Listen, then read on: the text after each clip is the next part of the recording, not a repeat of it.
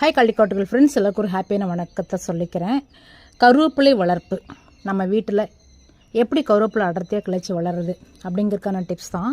பொதுவாக கருவேப்பிலை கண்டுகளை நம்ம நட்டு அது ஒரு ஜான் வளர்ந்துருக்கப்போ நம்ம இப்படி நுனியை கட் பண்ணி விட்டோம் அப்படின்னா அந்த நுனி காஞ்சு போயிடும். இப்போ இது பார்த்திங்கன்னா ஒரு அடிக்கு வளர்ந்துருக்கு.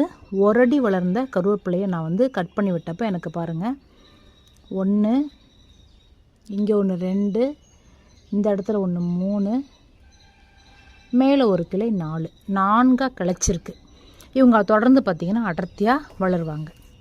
அதே சமயத்தில் அதே ஒரு அடியில் தான் இந்த கருவேப்பிலையை நான் கட் பண்ணி விட்டுருக்கேன். எனக்கு கிளைகள் வளரலை, ஆனால் கட் பண்ண திரும்ப ஒத்த கிளையாகவே வளர்ந்துக்கிட்டு இருக்கு. ஒரு கருவேப்பிலை செடி கிளச்சி வளர்றது நம்ம கையில் தான் இருக்குது. எப்படின்னா, கட் பண்ணும் பொழுது நுனியில் ஆலோவேராவை கட் பண்ணி குத்தி வச்சிட்டிங்கன்னா உங்களுக்கு பக்க கிளைகள் நிறைய கிடைக்கும். இல்லை அப்படின்னு சொன்னால் பக்க கிளைகள் வருவது குறைஞ்சிரும். இந்த இதை கட் பண்ணுறப்ப நான் ஆலோவேரா குத்தி வச்சுருந்தேன். அழகாக எனக்கு 4 கிளைகள் கிடச்சிருச்சு. ஸோ இந்த மாதிரி கருவேப்பிலை வளர்த்திங்க அப்படின்னா உங்கள் வீட்டு கருவேப்பிலையும் நல்லா அடர்த்தியாக வளரும். பிடிச்சிருந்தால் லைக் பண்ணுங்கள், தொடர் வீடியோக்களுக்கு சப்ஸ்கிரைப் பண்ணுங்கள். Thank you. Have a good day.